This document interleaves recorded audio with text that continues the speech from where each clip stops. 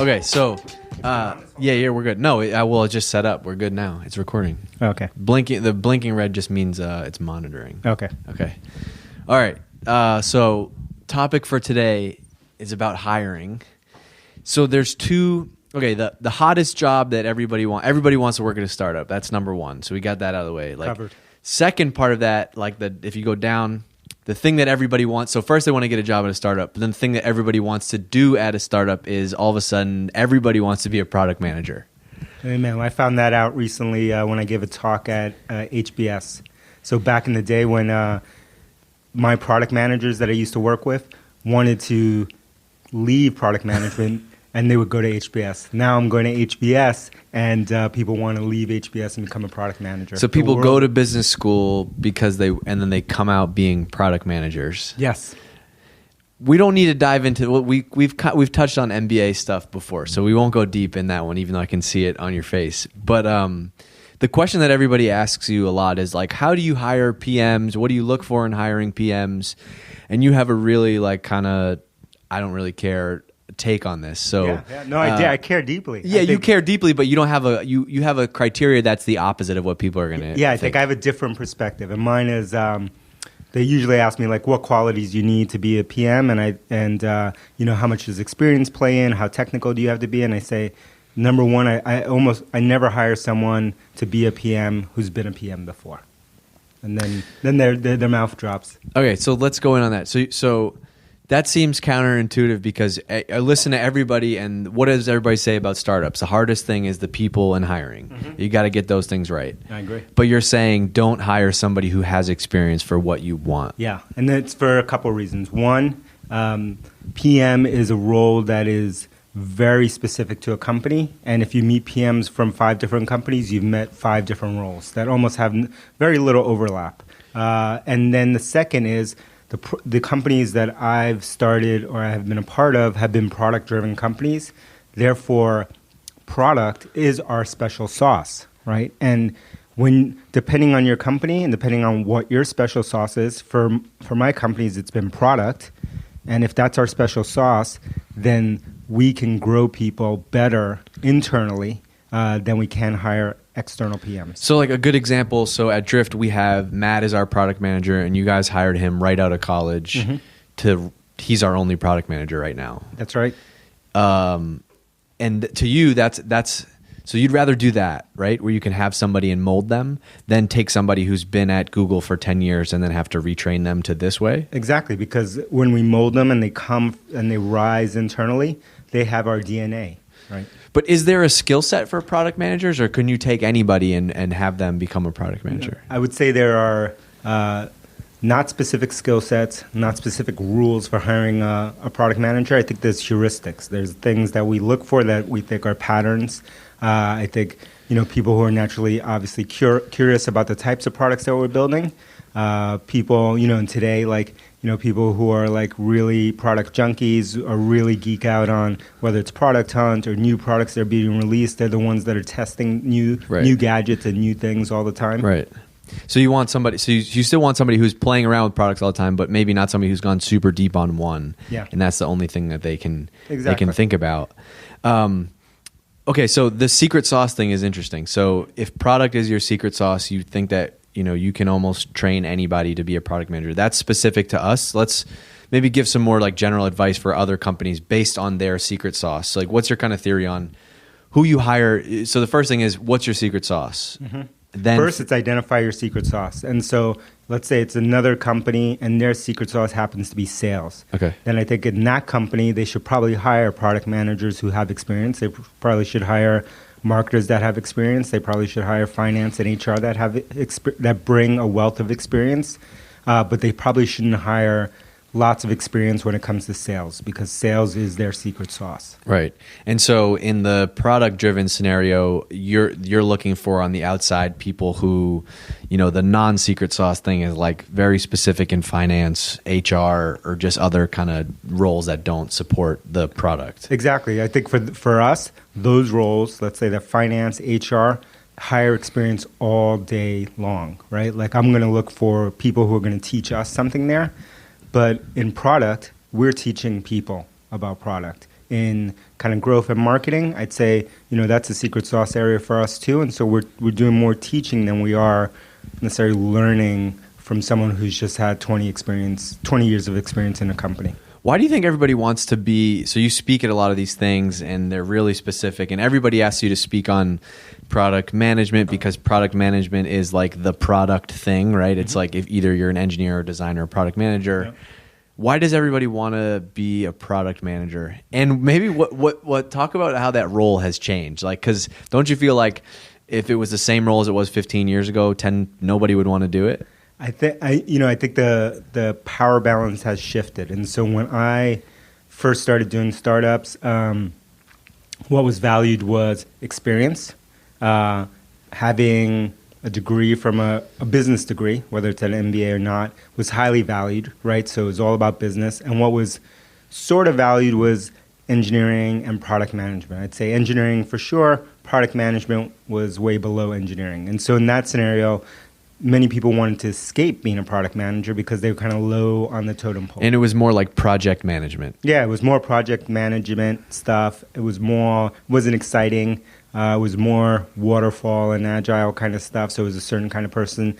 And it wasn't really seen as a leadership opportunity. Yeah. I think what's changed now is that, having that business background and having that experience has gone out of vogue, right? And what engineering and product are the differentiating aspects and design with most companies, most modern companies. And so now all of a sudden people are looking at those areas and saying, how do I be one of those people? And with engineering and design, that's not something that you can easily graduate graduate school or an MBA program or undergrad and just get into. Or it's pretty specific. You have one of those skills, right? Yes. You know how to design. You're an engineer. Yeah. So now people graduate and are like, there's no room for business development person. That used to be the thing that everyone wanted to be, right? Strategy, business development, whatever. And they saw that as the quickest path to leading their own company and to becoming the CEO. Right. Now they're looking and saying, like, I want to be in product. I want to be close to the things that we're building. I want to be close to engineering and design because that's my quickest path to leadership. What makes a product manager good? Like, how do you know? That's a good question. Complicated question. Right? It's both. Yeah, it's both. It's all. It's complicated because one, it depends on your type of company, and two, it's kind of squishier to measure. It's almost like engineering is a little squishy to measure. I'd say everything in product design, engineering, and being a PM are kind of, there's a little bit of subjectivity there. Sure. Versus sales and marketing, very easier to measure. So I'd say for me, like what's a successful product manager is, one, they are the number one customer advocate for the product that they're building, right? And that's because we've tended to this kind of customer-driven mindset. Yeah. And so they're not a project manager because don't have much value for that. They're the one who kind of understands the customer the most, is probably talking to the customer the most outside of support, and almost as much as, let's say, sales or marketing is talking to a customer. They're living, breathing with the customer, and they're the ones who are helping engineering and design get closer to the customer. Yeah, so there's like the product manager is the voice of the customer internally. Yes. But it's interesting because like you don't ever hear anybody speak up and say that's why I want to be a product manager. No. Rarely. Okay. But that is the most glamorous thing, right? Because like that is the closest. The point of a business is to sustain and generate a customer, and the closest point to the customer, at least in the businesses that we work on, is being that product manager.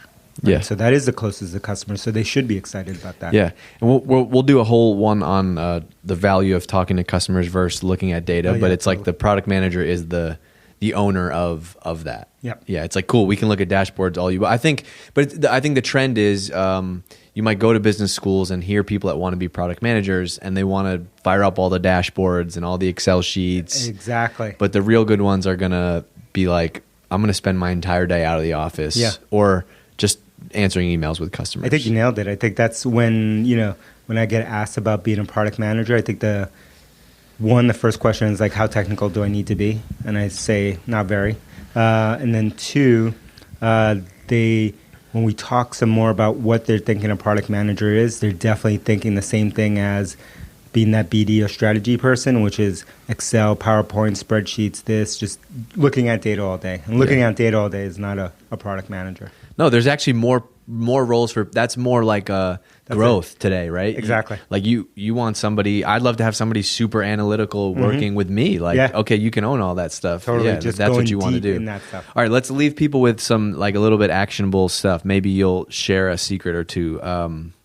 So knowing all this, how do you interview? So if you're a founder listening, or just you're hiring somebody and you're listening to this, like, what is the interview question? Or maybe it's not a question, maybe it's scenarios. Like, what do you want to get out of an interview for a product manager? Yeah, I want them, so there are scenarios, and then there are things that I ask. I'm looking for people I geek out on product, right? That's always been my thing. And so I want to find someone who can keep up with me or is telling me about some product that I don't know about. Yeah. So you want that person that is on every new app, and you drive me insane because every screenshot I get from you, there's 15 new like toolbars or apps or something like that, totally. Right? That's what I'm looking for. Yeah, but you want that. Yeah. And that's like just the curiosity. Is that because they're doing it because they want to see how other people are doing it? Yeah, they want to learn from others, and more importantly, they're doing it because they have passion around it, right? No one is paying them to go look at a bunch of apps.